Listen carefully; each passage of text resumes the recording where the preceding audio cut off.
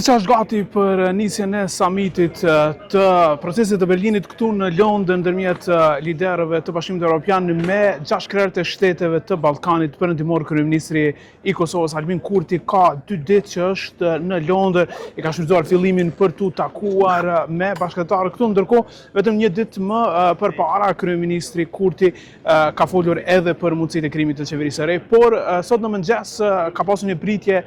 të organizuar mbretërore për të gjithë liderët pjesëmarrës. Kryeministri Kurti është pritur nga mbreti Charles i Britanisë së Madhe bashkë me liderët e tjerë, dhe Kosova edhe njerë konfirmohet si një prej shteteve me gatishmërinë më të madhe për të pranuar migrantë që Britania e Madhe dëshiron t'i deportojë nga këtu